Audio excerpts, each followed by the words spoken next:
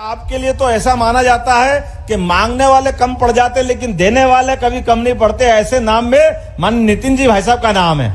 जो आइडिया लेके जाओ, जो काम लेके जाओ, आपके पास कभी कोई काम की कमी नहीं होती है। और बल्कि दो काम और अलग से बताते हैं कि ये काम आपका रह गया। अभी हम कल्पना कर रहे राजमार्ग की, आपने कहा राजमार्ग के साथ आपने क्रूज चला दिया। अब बनारस में बाबा विश्वनाथ की नगरी से अगर हमारी नदियों के अंदर क्रूज की संभावना बनी है, कोई जल का यातायात हो सकता था कभी, लेकिन जल के यातायात में भी आपने बहुत बड़ी संभावना खोजी।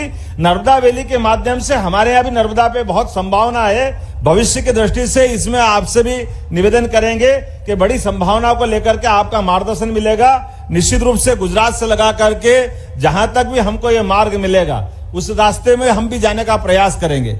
आपने रोपवे की भी नई सौगातें दी है, एक नहीं कई कई जगह, बाबा महाकाल की नगरी हो या आपने सागर का बताया, हर जगह नए तरीके से नए दौर में ये 21 शताब्दी का भारत है।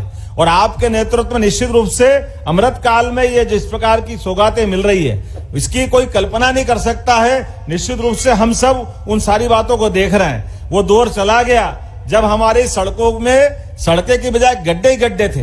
अब यशस्वी प्रधानमंत्री के नेतृत्व में चमचमाती सड़कें आपके माध्यम से जो मिल रही है, वाकई वो हमारे अपने भारत के लिए नहीं, दुनिया में भारत का मान बढ़ाने में सार्थक सिद्ध हो रही है। आप कभी कल्पना करिए, हम सब देख रहे हैं, आंकड़े अगर देखते हैं तो कहा 2013-14 तक केवल हमारे अपने इस देश के अंदर आजादी के बाद से लेकर 2013 तक 1,01,000 किलोमीटर के आसपास सड़कें थी। वो आज बढ़ करके केवल 10 साल में भी अभी 2-4 महीने बाकी हैं, लेकिन आपके माध्यम से 1,61,000 किलोमीटर की सड़कें बनी हैं। यानी 10 साल से भी कम समय में 61,000 किलोमीटर की सड़कें बनना, वाकई ये बहुत बड़ा चमत्कार है।